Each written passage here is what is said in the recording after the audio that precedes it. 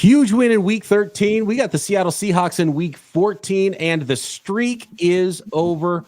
Winkstradamus no longer perfect. Niners secondary, a ton to get into on this episode of Locked On 49ers. You are Locked On 49ers, your daily San Francisco 49ers podcast, part of the Locked On Podcast Network, your team every day.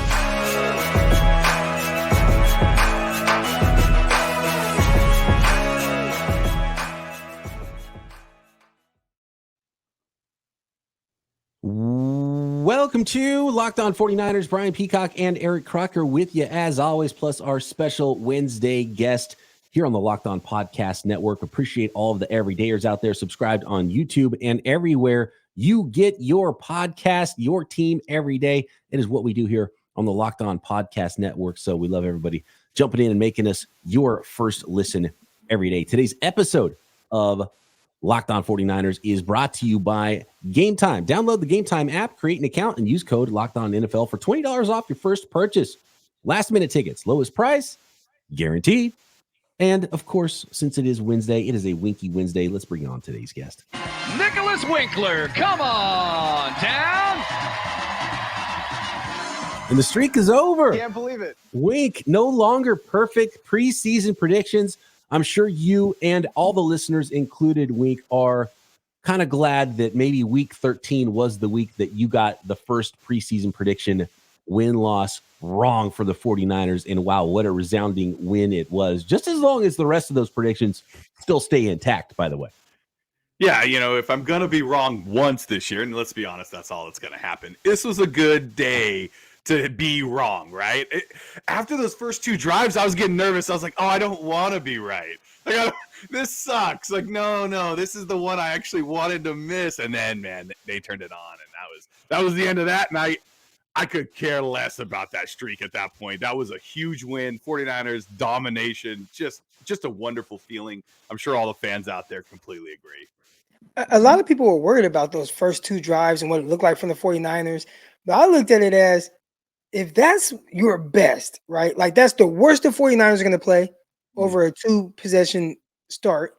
I think that's the worst kind of that the defense can play, where they could have played worse by giving up touchdowns, but you held them to 3 points each time. Man, I think the 49ers are in a really good spot. Like, I felt like that was the Eagles' haymaker. Like, that was them, like, all right, 3 and out, driving down the field, 6-0. Oh, 49ers got this. Yeah, it could have been a much different game if it's 14-0 at that point. Yeah. So, yeah, the defense definitely stepped up when they needed to. And how unbelievable to essentially give away an entire quarter and then still drop 42 points on them, right? Touchdown, halftime, touchdown. And how about touchdown 2 more times, right? And with the whole big Dom thing and Drake Greenlaw getting kicked out and maybe a little a little momentum wrestled back to the side of the Philadelphia Eagles, you're in their house and the fan base gets back into it. And Debo just says, nope, that's not happening today. It's pretty unbelievable. By the way, Debo Samuel on with Kay Adams on Tuesday said, no doubt, number one MVP. It is Brock Purdy. So he's Debo Samuel giving the nod to Brock Purdy as well. I got some Brock Purdy stats coming up, but that was like the big thing, Wink, right? We talked about going into the game. And by the way, anybody who doesn't know who Nick Winkler is and you just joined the program, welcome. Nick Winkler, our weekly guest, my former radio colleague. We used to report traffic together, and we used to do a little 49ers podcast together called Gold Faithful before I started doing Locked On 49ers every single day. Last week, Wink, we were talking about, okay, well, Brock Purdy, let's see it, because the whole thing was we didn't have Brock Purdy. You know, that's what the 49ers were saying. We didn't have Brock Purdy. We didn't have our quarterback. That's why we lost the NFC Championship game. And then you watch this game, you're like, oh, yeah, that might have mattered a little bit. Maybe just a little bit, right? I know all week, too, you're hearing like, oh, Kyle Shanahan, he's finally going to unleash that game plan that he had set in place for the NFC Championship game last year that he wasn't able to do because he didn't have his starting quarterback. Well, he had his starting quarterback in this game. And early on, I was a little, we talked about that first quarter, and I didn't like that McCaffrey didn't touch the ball on those first two possessions. It was, I get it. You want to get your quarterback into rhythm, and they tried to get him the ball once, right? They did make an attempt his way, but when you got a game changer like that, like I need him involved. And he was. And after that, they did start running the ball, and that's when the offense really started clicking. So that was really fun to see. It was funny because the commentators were like, yeah, their play action's on point. And it's like, well, they haven't even tried that yet. Like, let's do it. And they did, and that offense started rolling. And I mean, what can you say about Deebo Samuel too? I mean, the guy's unbelievable. It's when he gets the ball and he starts moving, he is like a train. Man, you're not going to slow him down. You're not going to take him out with one guy. Like, you got to have multiple guys getting this guy to the ground. And Brock Purdy just, every week, he just does it again and again, right? It's like you want to think, okay, when's the shoe going to fall on this other guy, right? And it just doesn't. He just keeps getting better and better each and every week. It's unbelievable what Brock Purdy's doing. And Croc, we've had this conversation, and off the air, I was kind of arguing with your brothers about Brock Purdy and, you know, how much credit he gets, and sure, he's getting a lot of help. But the thing I keep coming back to, because you watch Brock Purdy play, and he's so good getting the ball accurately where he needs to go. All of the biggest Brock Purdy fans in the world are all the ex-NFL quarterbacks. You know, Kurt Warner, JT O'Sullivan, Kurt Benkert, who was in camp with the Niners or practice squad with the Niners. Chase Daniel, all the guys that are breaking down film are like, this guy's amazing. We love this guy, right? And the ones that hate him are the non-film watchers, right? Because they don't want to believe. They don't get it. They want to give all the credit to everybody else. They want to give the credit to Shanahan. They want to give the credit to the receivers, and they all deserve credit because they're all really good. But they don't want to believe it. And the results are the results. And I'm watching this, Croc, and I'm like, what? You know, the Purdy haters out there, what do they want from him? Like, how much better can he play? What do they want him to do? They want him just to be taller? Like, I don't get what it is that they want from Brock Purdy, because he's playing the best quarterback in the league right now. I just saw a graphic, and he's up in a way by himself in this area. And I want to say the graphic was saying that the offensive line isn't that great, but besides that, he's still like the most efficient guy in the NFL. And someone said, man, just imagine if he had the Eagles offensive line, he threw for 6,000 yards. I'm like, I don't know if it would make a difference. Like, I think like with how they're playing him and what he's doing that very well in the face of pressure or whatnot. But I don't know how much more it would change. Like, I don't, like you said, like, what more can he do? So would he be more efficient than someone that's like one of the most efficient quarterbacks in NFL history? Like, I don't know. I don't even know what that would look like. And go ahead, Wink. Well, I mean, what more can he do, right? I mean, he's throwing the long ball. He's throwing the checkdowns. He's throwing timing routes. You see that pass to McCaffrey when McCaffrey was doing the little wheel route out? McCaffrey wasn't even looking back yet. He looks up, oh, the ball's almost on me. You know, like, it's unbelievable what Purdy's doing right now. And the only thing that people are holding against him is that he was the last pick in the draft, right? I mean, what else could it be? I think he's starting to shake that. I hope so. People are coming around. On the 49ers, especially after this win. You can't not. Was it Ryan Clark or some of the dudes on ESPN called the 49ers gangster nerds because they win with intelligence and also win with violence. And so that was kind of funny. Do you guys remember the hip hop rock group Nerd? Nerd? Yeah, Pharrell. Yeah, it was like the Neptunes, and it was like side project thing. Nerd. Obviously, I always think of Revenge of the Nerds too. By the way, I got in trouble when I was a kid. I was not a troublemaking kid. I was a little more troublemaker when I got a little older. But I was a good kid. But I was at the grocery store once with my mom, and I kind of snuck away. And there was you remember the candy, the Nerds? There was like a new flavor out, and I was like, man, I really want to try this new flavor of Nerds candy. I opened up a box in the store and kind of looked around. I put one single Nerd, right? Little tiny Nerd, one piece of candy in my hand, tasted it, and put the box back. And I'm walking out of the store with my mom, and they grab me by the arms, and they're like, did you know what your son just did in the store? Wow. One Nerd. Wow, this dude, Peacock is a criminal. Who would have known? It's funny, Revenge of the Nerds actually got me in trouble too. So I used to go to this daycare, right? And so they had HBO. And so every once in a while, they'd let us watch a show on HBO. And I had seen Revenge of the Nerds, right? And the sitter was like, hey, is this okay for everybody to watch? I'm like, yeah, it's totally fine. I watched it last night with my parents, blah, blah, blah. Well, I watched it on like TBS or something, where it was edited. And so there were some bosoms that popped out. And I was like, you go sit in the corner right now, Mr. Winkler. I was like a hero, though, at the same time. High-fiving me later. Dude, they don't make movies like that anymore, man. You can't get 80s comedies, there's always bosoms that pop out. Every single one of them. Had to be. All right. more Brock Purdy stats. He's played finally 17 regular season games, a full regular season of body of work that we can talk about for Brock Purdy over his NFL career. And how about some 49ers passing records that might even be coming down this year as well next?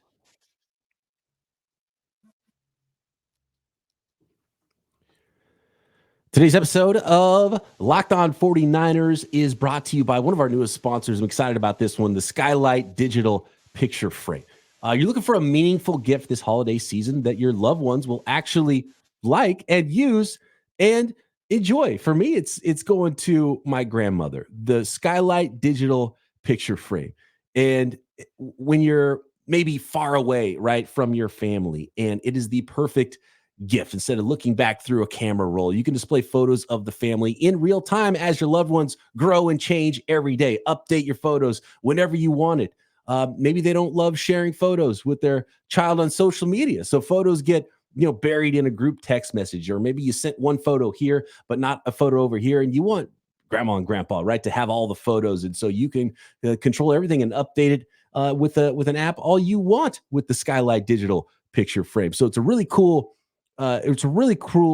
gift idea for anybody in your family, especially those that might be living far away. And of course, as usual, we will have a special offer for our listeners for this, effortlessly easy to use picture frame. Send photos to the frame with the free Skylight app. So easy to use, takes less than a minute to upload whatever you need. Touch screen makes it easy as well. Swipe through photos, tap to see photos that are sent. It is really fun and easy to use. And as a special limited time offer for our listeners, get $15 off your purchase of a Skylight frame when you go to skylightframe.com/lockedon to get $15 off your purchase of a Skylight frame. Again, just go to skylightframe.com/lockedon. That's Skylight, SKYLIGHTFRAME, skylightframe.com/lockedon to get $15 off.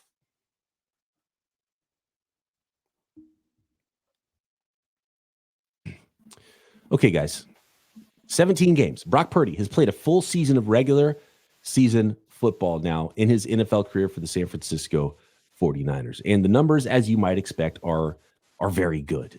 His record, by the way, in those 17 games, 14-3. Just though that 3-game skid earlier this year, the only 3 games the 49ers have lost during Brock Purdy's 17 regular season starts. He's completed nearly 70% of his passes, 69.7%, 4,283 passing yards, which is a very interesting number. 34 touchdowns, 8 interceptions, 9.4 yards per attempt, and a whopping 116.9 passer rating in those 17 starts. And one of our listeners, guys, sent me just a little graphic, and a shout out to James on Twitter. He said, how about some of these records that might be potentially falling because of Brock Purdy's numbers and the numbers Brock Purdy is putting up right now this season? 42-83 in those 17 starts. That would be 5 yards more than Jeff Garcia's record passing yards in a season for the San Francisco 49ers. 4,278 passing yards is the 49ers record. 49ers have only had 3 seasons of 4,000 plus passing yards, twice by Steve Young, once by Jeff Garcia. And right now, Brock Purdy is at 3,185. So he needs about 1,100 yards to break that. That's 220 yards per game for the next 5 games. And that record might fall for the 49ers. So Brock Purdy, we have to start to be on 49ers season-long record watch. The touchdown record is 36 from Steve Young. And right now, Brock Purdy, and going back to that 17 start stat, he'd be a couple short of that, 34. But right now at 23 for Brock Purdy, he would need to average 2.6 touchdowns per game the rest of the way to break that record. And then he would have much, unless he starts throwing a crazy amount of interceptions, he would be much more efficient, higher completion percentage. He's at 70% right now. That record is 70.2 by Joe Montana, 70.3 by Steve Young. So that can fall as well. They could all fall this year by Brock Purdy. That's the kind of numbers he's putting up right now. And I know it's a different era. I know you get one extra game as well versus what those Hall of Famers were playing back in their day. But, just to reiterate, looking at the numbers, it's just phenomenal what Brock Purdy is doing right now, doing everything he's asked. And I know he's got a lot of help for the detractors, but hey, guess what? 48.5% of Brock Purdy's passing yards are yards after the catch this year. That's less than the last 3 MVPs. Over 50% of Aaron Rodgers, Patrick Mahomes, passing yards came after the catch, surprisingly, the last couple of seasons. You can't even use the yak against Brock Purdy if you're talking MVP with what he's doing right now. So I'm just putting it out there. Brock Purdy is doing everything he can do except for get drafted higher or be taller, basically. Have longer hair. I mean, yeah, you know what? He still doesn't wear have better clothes before games. Yeah, he needs that new contract, and then he can come to camp with like new hair. What if he came to camp with like Trevor Lawrence hair all of a sudden? That'd be phenomenal. That'd look good. Did you see what it looked like? An Eagle fan, they had tweeted out like, "We're not losing to this nerd." Did you guys see that? Yep. Yeah. Gangster nerd. Don't forget the gangster part of that. Right. And I like that somebody put like, "Oh, you guys lost to the guy in the $75 Kohl's outfit" in that same video. It's like, oh, that's so good. Exactly. What do you think? 220 yards per game. He can do that, no problem. Yeah. I mean, they'll have to put a little asterisk by it because it's 17 games at the end of the year, but at the same time, like, let's set a new mark. Let's go, Brock. Phenomenal. Just phenomenal. That's it. That's all I want to say about Brock Purdy. Every stat you look at, and there's a million stats, and you can bring up, playoffs, non-playoffs, touchdown to interception, efficiency numbers. Every graph you look at, Brock Purdy's by himself in some corner of that graph. I saw a new one today. It's EPA per play on 3rd and 4th down versus EPA per play on early downs. Brock Purdy, best in this one, best in this one. It's just absurd what he's doing right now. Yeah, and you asked about the 220 yards per game passing. I think he'll kind of blow that out the water. Yeah, like if you just think about what he's on pace for now in games where you're blowing people out, let alone like if it's a close game, but he's still throwing for 300 or close to 300 yards in a lot of these games. So if you told me over the next however many games of the season, he averaged 260 passing yards per game, like I'd believe you. So I think he should kind of blow out that Jeff Garcia record. Yeah. Touchdowns, that's going to be another thing. I don't think he's on pace for a ton of touchdowns. And watching some of these games, Christian McCaffrey definitely steals a lot of opportunities from him. So McCaffrey, he might break off a long run, or when they get in the red zone, like around the 6-7 yard line, and they hand the ball off. A lot of teams kind of load up in that spot, like defensively, and it stops a guy. Then the quarterback has to throw for a touchdown. Or some of these quarterbacks, and we've seen like Patrick Mahomes in seasons where he's thrown like 50 touchdowns or 40 something touchdowns. A lot. I mean, Peyton Manning was great at this too. Aaron Rodgers as well. A lot of 1 and 2 yard touchdown passes. But those for the 49ers are going to Christian McCaffrey with handoffs. That's taking away from his touchdown numbers. So I think right now he's on pace, 33 touchdowns? Something like that?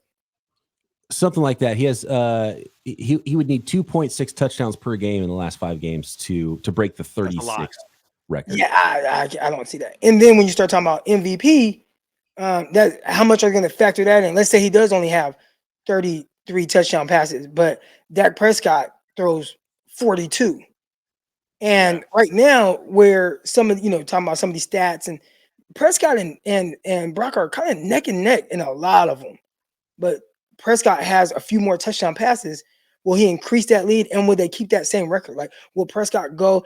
I've had some people say, and the question kind of came up. I was talking to some people, and they're like, would you right now straight up trade Brock Purdy for Dak Prescott? I'm like, absolutely not. I think scheme matters. I think fit matters. I think Brock is an excellent fit for what Kyle Shanahan wants. I don't think Dak Prescott would be. Now the question would be, if you don't have Kyle as your head coach, you don't have this system, and you have to start a franchise with a quarterback right now, would you go Brock or would you go Dak? I think most 49er fans say, oh, Brock. I think people around the league might go more Dak, but I'm not sure. But that's just how it feels. But I think we get so like focused in on what Brock is doing, which he's playing at an extremely high level, and he's doing a lot of really good things. Dak is right there. So I think that MVP conversation It's going to come down to how these guys finished off this year. Big opportunity for Brock between this week. Then you got Baltimore coming up, another Bird team. All right, they're playing lights out right now. They're the forgotten team for whatever reason, but they're playing very well. Dak has some opportunities with Philly coming up. I think it's a two-man race right now for MVP. I think it's a lot closer than a lot of 49er fans think. Well, you get back to Brock Purdy real quick. You talk about the scheme fit and everything, and it's amazing these people clearly don't watch the game that are saying it's not Brock Purdy, because this same scheme has been in place for a while. We saw it with Jimmy Garoppolo. And how many times with Jimmy, and I'm a Jimmy guy, but how many times with Jimmy did you hold your breath when he threw that pass over the middle or he threw the out to Ayuk? You know, you held your breath because you just didn't know if he was going to put it where it needed to be. Brock's putting it where it needs to be almost every time. To me, it's shocking when he does it, because it happens so rarely. We're like, oh, that was a bad pass by Brock. You know, whereas with Jimmy, you're like, oh, okay, he got away with one, you know? You just kind of accepted those every once in a while from Jimmy, whereas with Brock, it's like, it's surprising when he does that because the guy's so accurate. He knows where the ball needs to be, and he puts it there. Like, it's been so impressive to watch all season long. Yeah, it's that camera pan. The camera pan, right? Nick, yes. The ball goes in the air, and you're like, oh, what's the picture going to look like when the camera changes? And now with Brock, is that middle linebacker going to be there? Like, oh, no, we're good. We're good. I don't think that Brock puts the ball in harm's way nearly as much as Jimmy. And Jimmy was so, like, he really lived in a very specific area. It was like, 5 to 10 yards past the line of scrimmage and, like, in between the hashes. Like, it was living dangerous most of the time. And I think that's why we held our breath. And I think that's why a lot of the errant throws, a guy just right there is like, dang, he has to play so quick that if he's just off, it's either ricocheting off somebody's hands and getting picked off, or there's a linebacker there that he didn't see. So he was super efficient for the most part. If you look in some of these numbers that we're seeing with Brock, I mean, it was somewhat similar with Jimmy, but I do feel like Brock has been so much better throwing outside the numbers. That's what it feels like. Maybe there's a chart that says otherwise, but it feels like he's throwing to much safer areas. And I think that's alleviating some of the stress that we have watching a quarterback throw the ball. Yes. And it's all right, appreciated. Next, we got to talk 49ers secondary. We can talk about that defense and, of course, Wink's Wish Wash. Next. Today's episode of Locked On 49ers is brought to you by our friends at PrizePicks. It's daily fantasy made easy. And guess what? You can have a whole bunch of fun playing PrizePicks daily fantasy and winning 25 times your money as well. Turn $10 into $250 with PrizePicks. And with basketball season here, how about some combo projections across football and basketball in the Specials League? Is a lot of extra fun for you. So you can mix up some, say, Steph Curry with George Kittle at a 10.5 combo of 3-pointers made plus receptions in a game. So have fun with those basketball, football combos, or just focus on Christian McCaffrey scoring touchdowns in football-only PrizePicks. Select two. It couldn't be easier. So you select 2 or more players. If you never played PrizePicks, this is how it goes. 2 or more players, and you pick more or less than their projected stats on PrizePicks, and bing, bong, boom, turn $10 into $250, and it is that easy. And our listeners get a special offer, a deposit match bonus up to $100. Go to prizepicks.com/LockedOnNFL and use code LockedOnNFL for a first deposit match up to $100. Again, that is promo code LockedOnNFL at prizepicks.com/LockedOnNFL, or download the PrizePicks app for a first deposit match up to $100. PrizePicks, daily fantasy sports made easy. Today's episode is also brought to you by FanDuel, America's #1 sportsbook. As the weather gets colder, the NFL offers stay hot on FanDuel. And by the way, a new betting favorite for the Super Bowl at FanDuel. And yeah, it is your San Francisco 49ers. So you might have waited a little too long on that bet if you wanted to get some really good odds on the San Francisco 49ers winning the Super Bowl. But if you just wanted to see one more game and make sure, then now might be a great time for you to feel pretty good about putting that wager down on the Niners to win it all. Draft props, which coach is next to get fired. Of course, all the other sports that you can think of are available at FanDuel. And right now, new customers get $150 in bonus bets with any winning $5 money line bet. That's $150 if your team wins. So if you've been thinking about joining FanDuel, there is no better time to get in on the action than right now. Just visit FanDuel.com/LockedOn. Again, that is FanDuel.com/LockedOn. FanDuel, FanDuel, official partner of the NFL.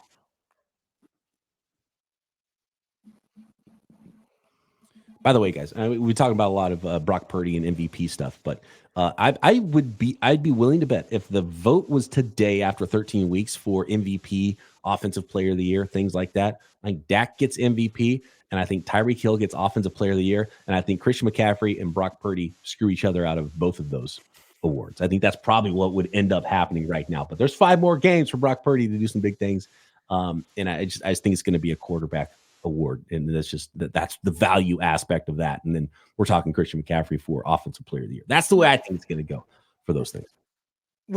And the quarterbacks are playing very well. What we are seeing from Tyreek Hill, if he can't win MVP with what he's doing, he's going to shatter. He's going to have like 2,100 receiving yards. It's nuts. Impressive. And I don't think that's being talked about enough. Now, maybe like, why aren't we talking about his quarterback? I mean, yeah, it's a good point. Are you trying to say that Tyreek Hill made Patrick Mahomes too? Correct. No, I was saying his quarterback Super Bowl without him. Yeah, he did win the Super Bowl without him. I think Mahomes, if he just had one solid receiver, like he has Kelsey in there, that's kind of it. That's it. They're just like, all right, we're just going to take on the road. Crazy thing is, they're going to be right there in the mix. Like, that's one team. Mm-hmm. I don't really care about their regular season for them. When it comes down to it, you get into that postseason, I'd go to war with Mahomes and Kelsey and Andy Reid anytime. And by the way, you brought up the Baltimore Ravens. I just recorded the latest episode of Peacock and Williamson. Williamson's out because Steelers on a short week, doing a bunch of stuff in the Pittsburgh area TV radio to get ready for that game. So I had a special guest, Mike Renner of Renner Ranks, here on the Locked On Podcast Network. And we were kind of ranking out the teams you'd least want to play in the NFC and the AFC. And it was those Christmas Day matchup opponents of the 49ers in the NFC and the Baltimore Ravens in the AFC. So still some good ones on the schedule for the San Francisco 49ers coming up. How about that 49ers secondary, though, guys? Wink, I know this is something you wanted to bring up. And when I watched 49ers Eagles, the biggest difference in the game, besides Brock Purdy and Debo doing their thing, and that's the low-hanging fruit, and that was awesome and that was easy to watch. The 49ers back seven absolutely wrecked versus the Philadelphia Eagles back seven. The Philadelphia Eagles back seven was put in a blender, and the least shocking thing that happened this week was that the Eagles signed Shaq Leonard to play linebacker within 24 hours of that football game, because they were just getting destroyed on the back seven by the 49ers offense. They haven't been really good. I mean, they've given up the most fantasy points to receivers this year. So I know you hear the names Darius Slay, and I'm still kind of scared of him because he just is a big playmaker guy. Right. With Bradbury and the number 32 safety, all those guys. Good work. Yeah. 32, 41, 53, 39. Those four guys. Saw them chasing a lot of guys. Oh, dude. The wrong way. My guy, and he got some pushback, but my guy Chris, shout out to Chris Roscoe's, he has been talking about, where he talked about all last week, their defense sucks. Like, that's what he was saying. And then you start to look at the numbers and you're seeing them, give up 30 plus points, but typically the offense is good enough. You run into a defense like the 49ers when they're on, and now all of a sudden they can kind of like slow down your offense. Well, your defense still sucks. Like, their defense is not good. They are good against the run, but overall, not a great defense in Philly. So one thing last year, 72 sacks, 77 sacks, whatever it was, they are not that same defensive line, and especially versus the pass. And I think that really helped their back end guys. They're not getting that kind of help this season. Yeah, I think they're missing a guy named Javon Hargrave, and he's doing a lot for that 49ers defensive line this year. We're talking about the secondary, and I know that, we've mentioned it a few times on this show that, a great pass rush really helps a secondary. Well, they didn't have a really great pass rush this week. It seemed like Hurts had a lot of time back there standing. So that secondary, they held up. They kept everything in front of them, which is so important when it comes to playing a team that has two deep threats like the Philadelphia Eagles do. And man, Ambry Thomas, once again, I've been mentioning him every week. He just seems to get better and better as this season's been going on. Ward seems to have flipped a switch as well. He's just constantly breaking up passes. And Lenoir's doing what Lenoir's done all year. Him moving into the slot may have been the best thing for this 49er team because he's shutting guys down. And with those three guys and the way Gibson's been playing, it's impressive. I know you guys want to get to Brown tomorrow, so we won't get too much into that. But other than him, I think that secondary is playing exceptionally right now. Could you imagine if the 49ers were able, because they were sniffing around guys at the trade deadline. Yeah. They were able to get Jalen Johnson. Oh, So you got Lenoir in the slot. You got Jalen Johnson and Ward on the outsides. How much better, even better this secondary would look right now. I think that would be the like final piece to the puzzle. They weren't quite able to get it, but they're still playing much better on the back end. Yep, and we're seeing Darrell Luter and Womack, and they're kind of making their impact right now on special teams, but they might be able to help out if the 49ers do need it. But I love the way Ambry Thomas is playing, man. Really resurrected his career. I didn't even know if he's going to make the team a couple months ago, man. And he's playing really well on the outside. Demo's a perfect fit in the slot. And how we even talked about the hit, the Deommodore Lenoir laid on Swift, like that's as you can have in this day and age in the NFL. It's an exclamation point at the end of the game, right? It was good. And there have been a lot of people that say, man, I just want that football we grew up watching and not all the flags. And I think we all were looking around like, oh, they're going to throw a flag on there. Okay, no flag, cool. And you look at it, it was a clean hit. The NFL just doesn't like hard hits anymore, though. Every time Ambry Thomas is like defending a pass, he's just got his arms up and his back is to the ball. I'm like, turn your head or something. You're going to get a flag. It's just like, you just always look around after every play and you expect to have a flag. Even DBs, because DBs love nothing more than to gloat after a play and give one of these, and say, yeah, you're nothing. You got shut down. But DBs can't even do that anymore because they look around first. They're like, oh, yeah, okay, there we go. Now I can put the straps on. There's no lot of flags in that game, and I think it's a message to the league. Just stop throwing flags. It's more fun. I don't care. Dude, let them fight all the way down the field. I don't care. Stop throwing flags. The NFL has guys are doing it. They're the most ticky-tacky with it, like the NFL. There isn't illegal contact in high school or college. So, and there used to not be illegal contact in the NFL. Like when Jerry Rice and those guys are playing, you could literally mug Jerry Rice down the field until the ball is thrown. Once the ball is thrown, then you can't be as aggressive at the catch point. But it was fun to see them play a little bit, and that's why I feel like even because I see this stuff on social media, I can barely post a clip of a guy making a play because the response is, oh, that's PI, oh, that's holding, oh, look, he has a tuggle, and it's just like, let these guys play a little bit, because the moment the receiver pushes off, nobody has anything to say. I see it every game. It's celebrated. It's celebrated when a receiver does a little shove and turns and catches the ball. And it's like, oh, man, way to be strong at the top of the route. Great hands. Look at that use of his chicken wing. All these things. But if it's a DB that does like a little tug or a little hand on the shoulder, oh, that's a flag. Oh, how is that not? How did they not throw that? It's like, man, let these guys play a little bit. It is a contact sport. They can play through it a little bit. Be more aggressive than a receiver. Shout out to the refs in this game. They let those guys play a little bit, and it was very fun and exciting for me to see that. Let the guys play.